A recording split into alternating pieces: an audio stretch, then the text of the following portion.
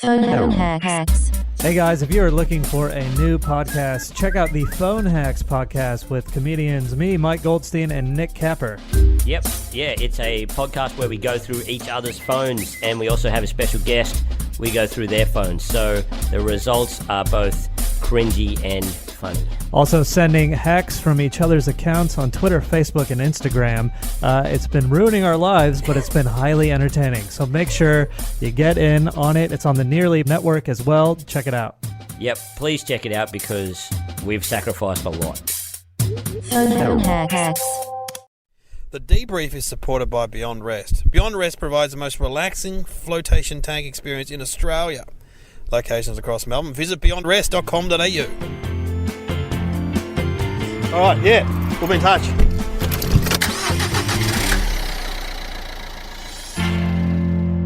It's Dave O'Neill here on the Debrief, and I'm in a car in Sydney with one and only Harley Breen. And code word, that's I'm in a car means you're in a private vehicle, not a taxi. We've been picked up by a private driver. What's your name, sir? Chris is one. Chris, that's right. Chris. It's all right, I've done debriefs in these sort of cars before. Have you? Did one with Colin Lane when we were doing a gig in Queensland. But we're up here for a very special occasion, Harley Breen. This is a very special edition of the Debrief because we're both here for the launch of Pilot Week. That's right. Channel 10's great venture where they're putting 8 new shows on, I think it is. Mm-hmm. And you've got a show. I have a show called Taboo. And I've got a show called Dave. So my show's a sitcom. Yeah. Basically about my life. But tell us about your show. I've read a bit. It sounds really interesting. Well, it's easy just to talk about the pilot episode, which is essentially I went away with 4 disabled people for a holiday.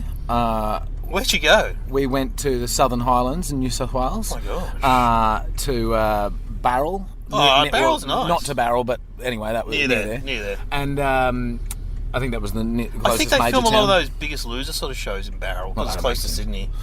So we were out there and we just did normal things like you do on a holiday. We had. How disabled are the people that you were with? So there's four different, very different people. One girl was D, was born with SMA, which she told me what that stands for, but I wasn't listening.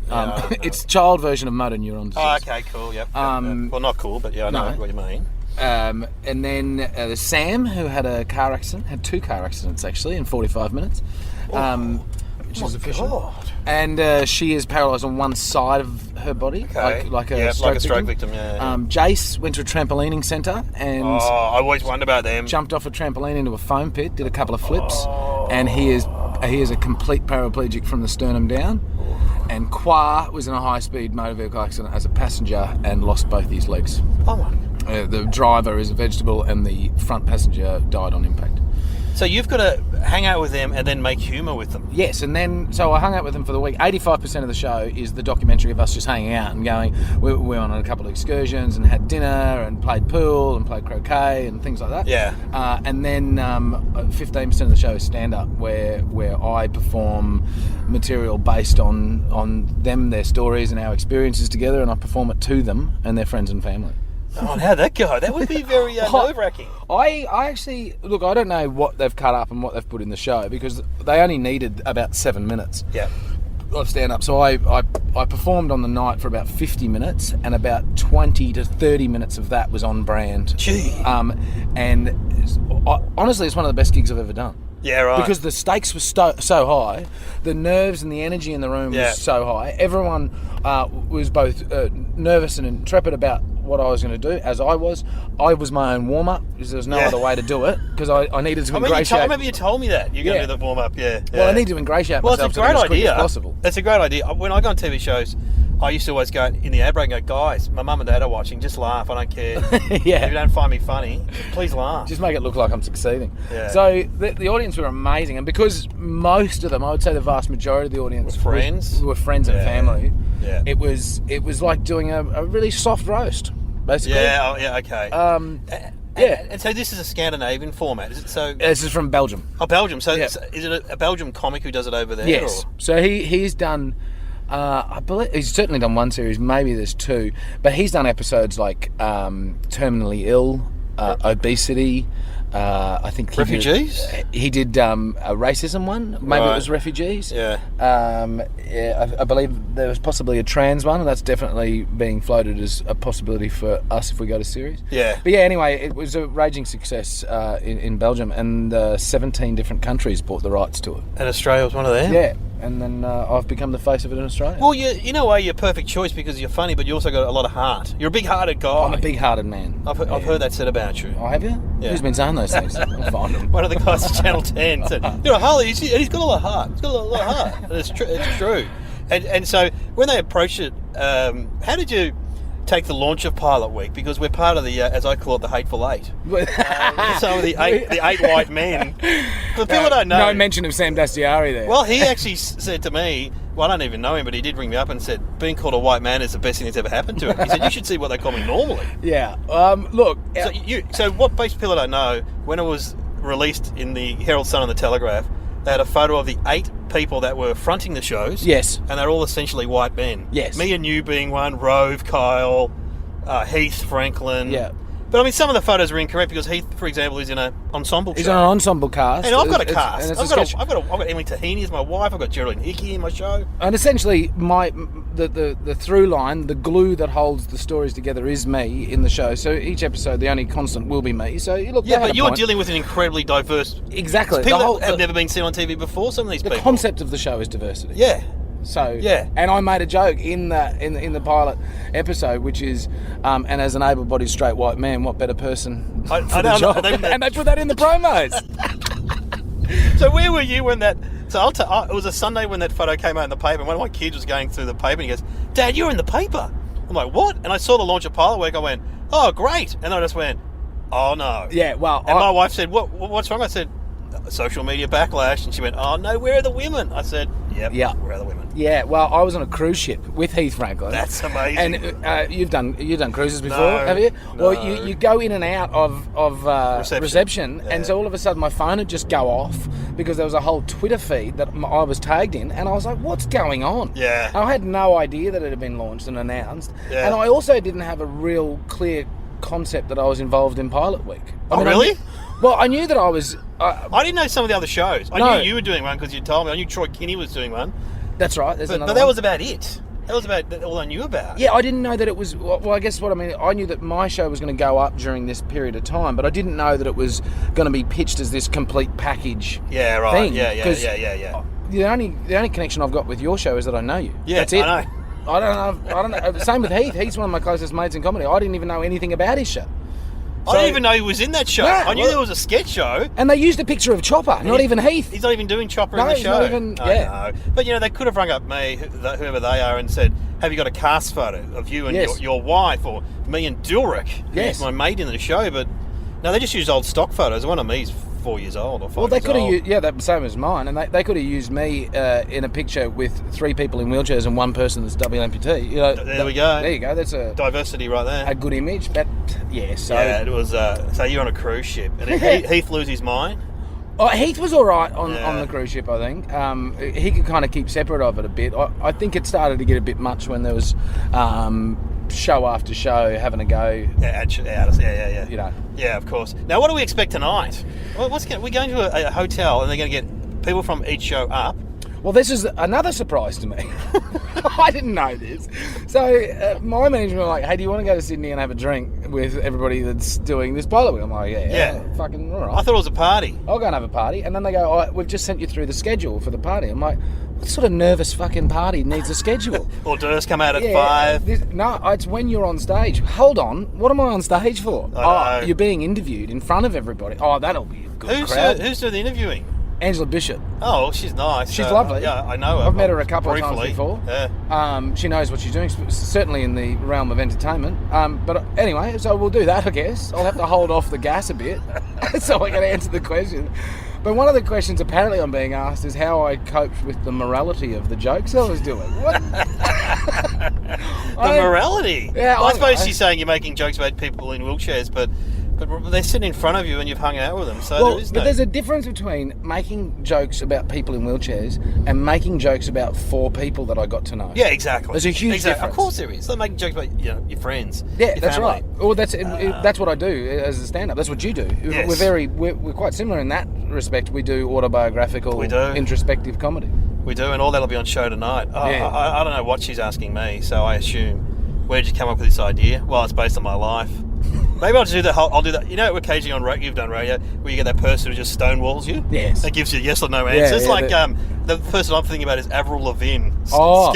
Just like was given a yes. Did you no. ever interview her? Husey did. I think, or maybe I was there. I can't remember. But her interview was just all this: yes, no, that kind of stuff. Right.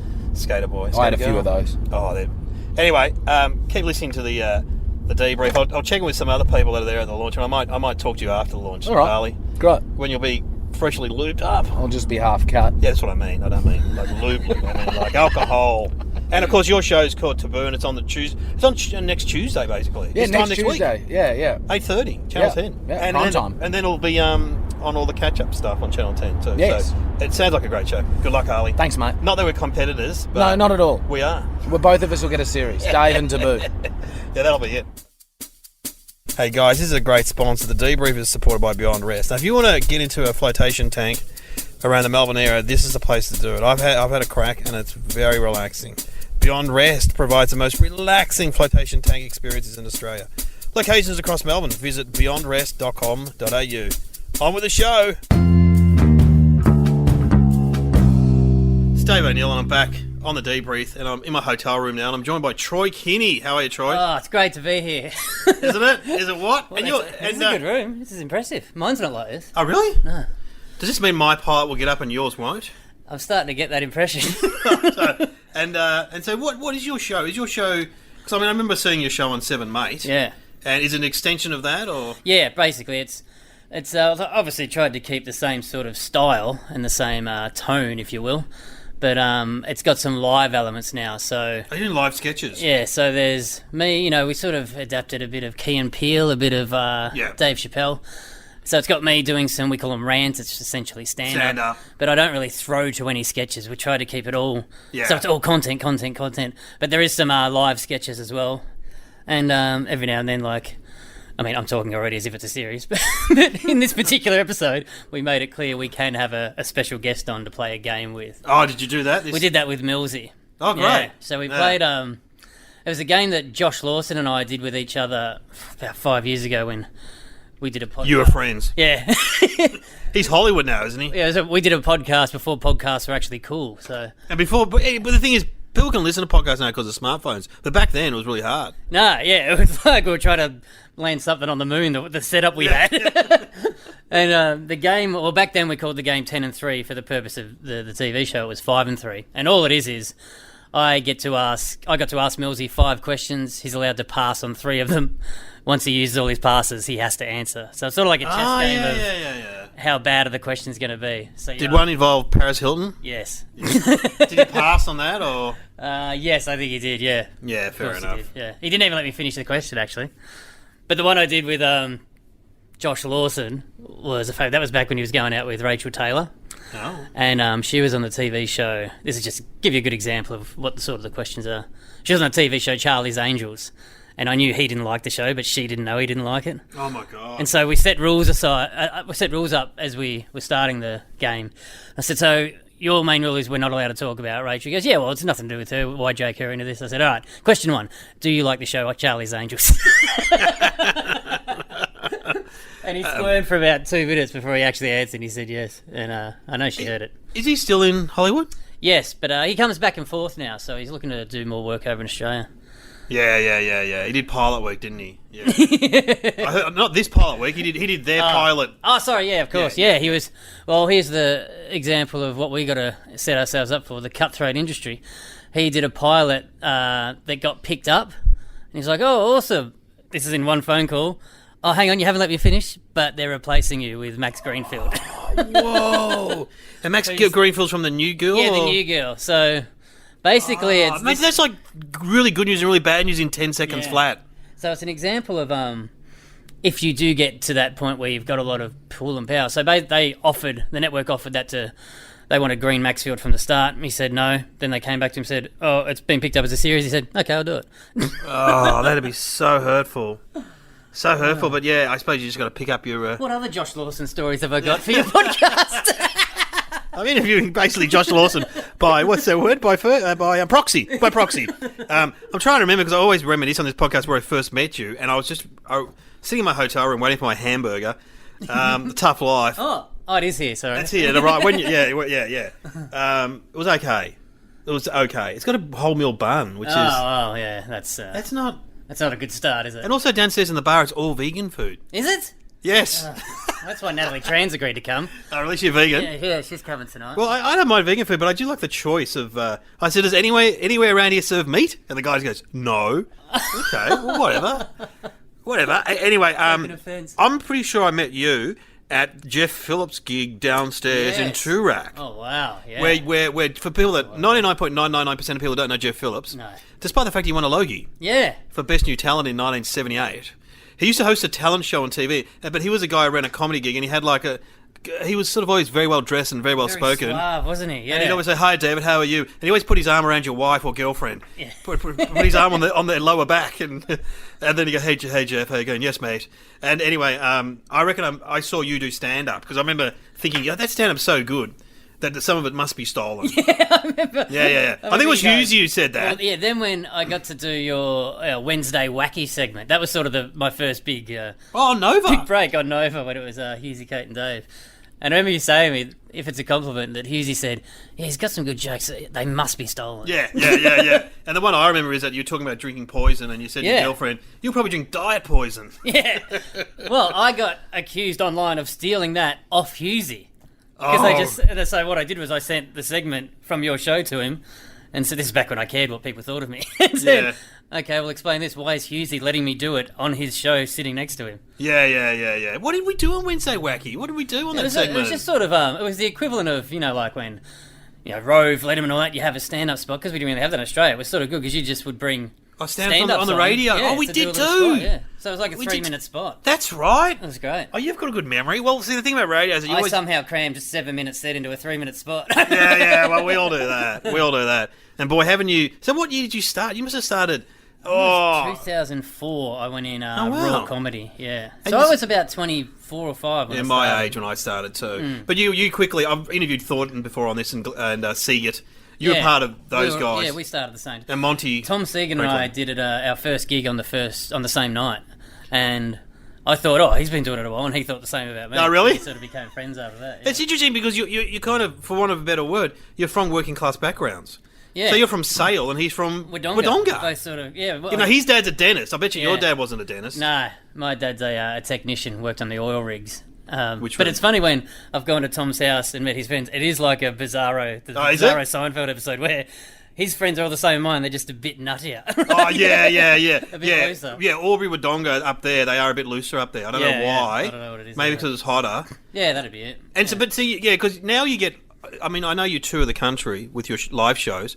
And that's all based on videos on Facebook, isn't it? Is that right? Yeah, basically, yeah. I'm essentially making a living now because of Facebook. Me and Mark Zuckerberg. And it's because you don't get any money from it. YouTube don't pay you much anyway. YouTube give you money, but it's just the luck of the draw. My videos for some reason go much better on Facebook than YouTube. I think Facebook's just bigger. Yeah, and I said a lot more. It's a lot broader, I think. You've got every family's on there, sort of thing. Well, I read this thing in the paper that Facebook is the one social media that's broken through into the burbs in the country. Right, whereas Twitter, for example, is mainly people in the media or sort of really interested in the media. Right. Whereas Facebook, over 60% of people have got it. Yeah. Yeah. So I essentially, and it's great for me because I would say 70% of people coming to my live shows at the moment don't realise I've done stand-up, and they think I'm just having a crack at it because I've got success from the videos. Yeah, but you're actually a very good stand-up. So it's wow, he's really good at it. It's I think you're a normal YouTuber comic who's never done stand-up. Yeah, and then they just put together a live show, but so it's a good position to be in because it's stand-up, especially the show I'm doing, is just second nature to me. That show in particular, anyway. Well, once the pilot so long. But once the pilot kicks in now, it's all going to happen. Who knows what ones will get up though? Who knows? Unfortunately, I'll be burning all my stand-up in the TV show, so it's basically going to cancel it out. Write some more. Yeah. Troy, well, we've got to get down and go to this launch, so we'll Yeah. get down there and answer some questions. I think Angela Bishop's interviewing us. Yeah, Angela Bishop's got the hard questions ready. Now, we should plug your pilot's on Thursday night, is it? Wednesday night. Nice try. Trying to sabotage Wednesday from the night, sidelines. 9 p.m. I'm following The Bachelor. So Hey, but that's good. I'll get some dregs from Yeah, The Bachelor. hey, man, I'm following the living room. We should. On Friday night, I'm like the Muppets used to be on Friday night. Now, I've spoken to the football expert Dave Hughes, and he said that, mate, Essendon are playing Port Adelaide. No one's going to watch that. So hopefully. Anyway. Wednesday night, yeah, I should be all right. They're all good. Okay, we're here at Pilot Week. Keep listening. Good evening, everyone, and welcome to a very special event for Network 10 and for the Australian television industry. As you know, this Sunday, August 19, signals the start of Pilot Week. 7 nights of new, original domestic content on 10. For the first time on Australian television, we will show the pilot episodes of 8 locally produced programs in just 1 week. It's unique, innovative, and very much 10. After the shows go to air, we look at a range of measures to determine how viewers have responded to the shows and if they want more of them. This evening, we're going to give you guys a sneak peek at the shows in Pilot Week. Funny man Dave O'Neill opens the doors to his crazy life in our new half-hour narrative comedy, aptly titled, and he thought long and hard about this, Dave. As Dave juggles his stand-up comedy career with bringing up 2 kids, he's attacked by dim sims, forgets to pick up those kids, and takes a punch from Brendan Favola at the school fete. And this is all in just 1 episode.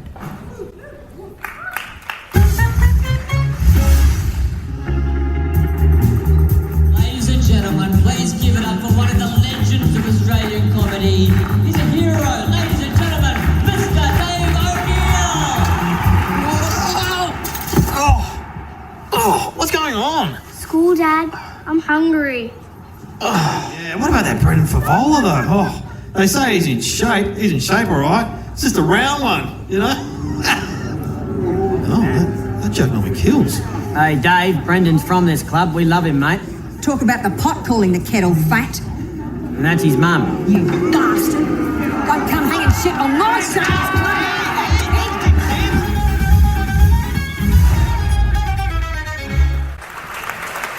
Ladies and gentlemen, a big round of applause for Dave O'Neill. Great to see you, Dave.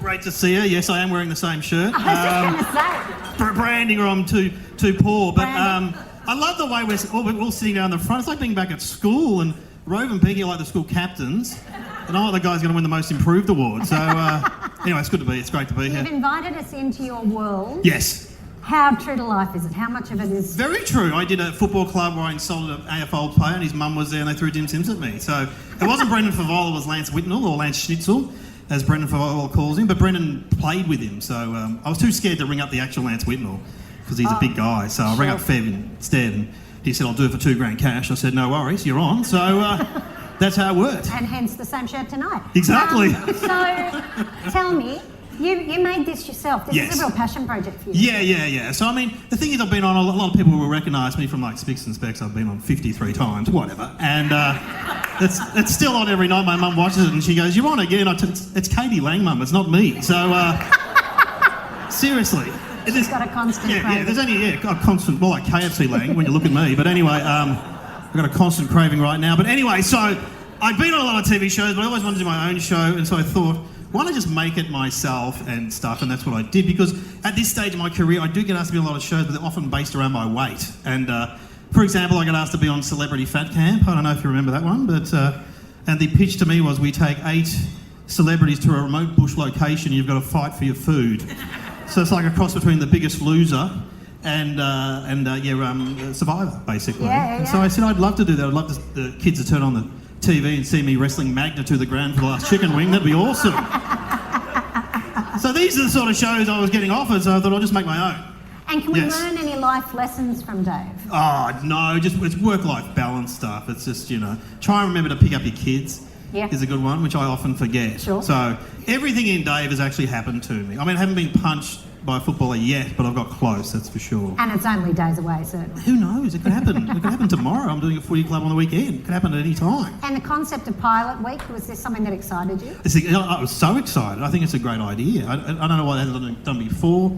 I know the ABC have done similar things, and the BBC have done a similar thing overseas. But yeah, it's so exciting, and all the shows I've seen so far have been awesome. So I'm a little bit worried. I was like, Karl, this will be easy. And then they're all so funny, so it's great. Well, we love it. Thank you for showing us a bit of your world tonight. Ladies and gentlemen, please thank you. Dave O'Neill.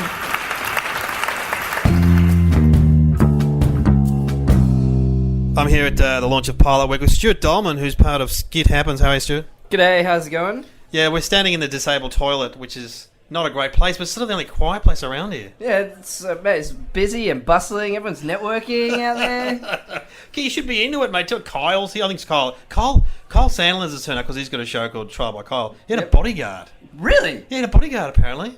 Wow. Anyway, I've just got you. So, Okay. Anyway, your show looks funny. Yeah, Skit Happens is fun. Like a week of filming, got a couple of sketches up. It's cool, a lot of really good people in the show. So, yeah. Because the people that don't know, Stuart, of course, was part of Fancy Boy, which is a great sketch show on the ABC. Yeah. Last year or the year before, sometime. A couple of years, came out 2015, I think. Oh, whoa, really? 2015, 2016? No, Okay. December 2015, yeah. And so this one, we just saw some sketches. It's a classic sketch show. Yeah. Looks good. And you've got you're telling me you've got because you're South African. Yes. But you can't, when you speak, sometimes I can hear it. Yeah, like it depends. It comes back like every now and then. You know what I mean? love it. Yeah, like give them free, a couple of brews with some South Africans will come back like that. Yeah, that's real. You sound like a really brutal set. I can't. Look, I always think of District 9. Yeah, there's a couple because there's Afrikaans, which is like, how's it, guys? I'm Afrikaans. Yeah, absolutely. Oh, that's and then, right. then there's more kind of, hey guys, we really need to clean up the car park. Otherwise, we need our family to move out. I love it. Yeah, because I did Josh Earl's podcast with you, didn't I? Yeah, that was so much fun. Yeah, that was fun. We established that you were a child star in South Africa. Yeah, I did a couple of shows called X Attitude and Yo TV. Yeah, wow. Yeah. How old were you when you did those? 11, 12. Oh, yeah, right. Yeah. It was like totally wild, but like in South Africa. Yeah. Sure thing. And you've been back. You told that story of going back and doing one gig. Yeah, it was brutal. I was brought onto the stage as Stuart Dolphin. This guy's moved away. Yeah, Did they do that one? Yeah. He's moved away. Yeah, he's come back to see his family. Very excited to see him because if there's one thing white South Africans hate more than still living in South Africa, that's white South Africans that have left, gone to Australia, come back and seen their family for 3 weeks, and then they go back to Australia. Yeah, they don't like that, do they? So he's doing comedy in Australia, and everyone's like, ooh. On the stage, Stuart Dolphin. It's brutal. That is a great story. Brutal. Your show actually is the first one off the cab rank, isn't it? Yep. Which is good. Yeah, Sunday, August 19th. Yeah, that's really good. That's really good because that'll probably get the highest ratings. I hope so. Well, the ones they do. Well, the Dave show Fridays. I'm on Friday. Whoa. 8:30. Yeah, after the living room. Woo! Now we're talking. The old Muppet Show slot, mate. The old. What else was on a Friday? I can't remember. Football normally. Oh yeah. But anyway, look, we get what we get. We can't get upset. No. That's just the way it goes. No. How many performers? There are some very funny performers. There's Heath Franklin. Yep, Heath Franklin, Josh Glantz. Oh, I met his mum the other day. Is he here? No, he's in Edinburgh right now. Oh, I did a Jewish school and his mum's a teacher there. Oh, there you go. My brother works at the same school as a tech. Okay. And she said, "You must know my son." I'm like, "No." Yeah. But I've never met him, so. Yeah. But anyway. No, he's in Edinburgh selling out shows, and then Neil Kohaka. I know Neil, giving a lift home. Yep, and then giving a lift. Jenna Owen. I don't think I've given you a lift. Have I given you a lift? No, you've never given me a lift. No. I've given Neil a lift. Yep, Neil. Yep, and he's and then James McGovern, Vita Carboni, and Jenna Owen. Oh yeah. Who was the one in the Conway show? Jenna Owen. Oh, she's hilarious. She's so funny. I mean, the Conway show, people don't remember, it was a very short-lived Tonight Show on the ABC2. Yep, and then Chen show, and then Chen. Yeah, but I thought she was a standout. I thought she was hilarious. Yeah, she's very, very, very funny. She's very funny. All right, well, we're looking forward to it. Yeah, can't wait. We're looking forward to it. It may not win. I think Dave's going to win. Is it a competition? Behave, Dave, behave. All right, let's just flush the toilet and like we're. Okay, you can come in now. It's all good. What a time. What a play. What showbiz, Stuart? Showbiz. Oh man, we have made it. Oh, this is Hollywood, California. Go and network. Go and talk to someone. Anyone. No, I don't know. All right, about to walk into a toilet with disgraceful Dastyari. You went in a disabled toilet. You Sam. Well, this is Sam Dastyari. I called you Ben Dastyari. Hey, can I start by saying, we just watched 8 different kind of pilot reels. And You're in one of them. I'm in one. You're in one. We both fucked up, right? So Karl had covered the tit market, right? Kyle was the funniest one. We should have gone for the cock market. Right? Yeah. So we just kind of like tits were done, right? He had tits covered, Well, right? his show seemed very funny. Yeah, the thing about Karl, and look, I mean, obviously I'm mad at Karl, so I'm probably biased, but And you go on his show. yeah, Karl genuinely does not give a shit, right? No. Like, you know how most of us We want to do well. Yeah, but also too, right? A lot of people have this mentality, especially, I mean, you're obviously a professional comedian, I'm a former politician, where deep down, I shouldn't care what they think of me on social media. Yeah. I shouldn't care what they say in the comment section. I shouldn't care what they say on Twitter or Facebook or whatever. But deep down, most of us actually care. Yeah, we care. Because it's human. Yeah. You want to be loved.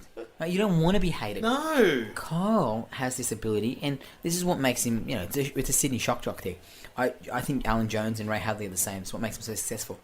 They actually don't care what people And would they think. read the things anyway? Would Kyle read the things? He washes over. I mean, again, Karl's probably the highest paid certainly the highest paid person in radio in the country. So that, I think it sure makes it a bit easier.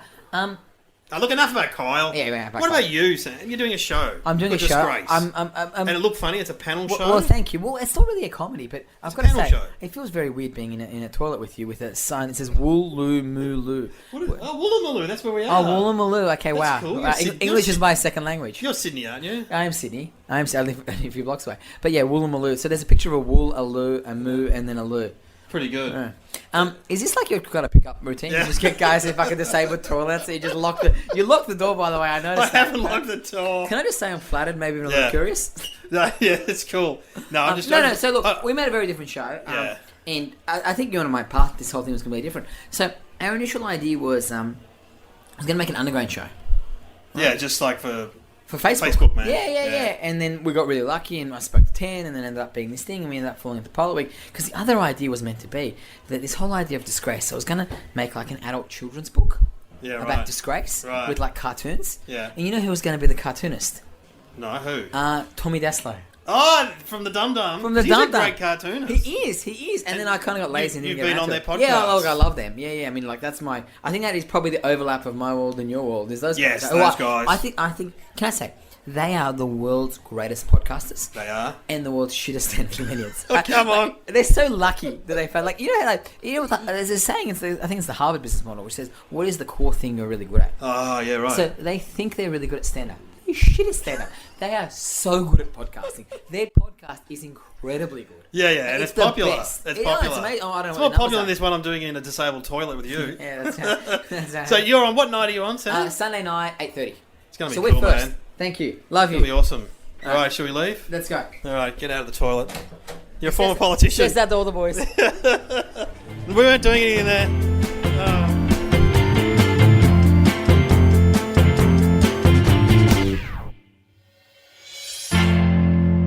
Well, Pilot Week. Now I'm driving back from the airport. It's 12:30 at night.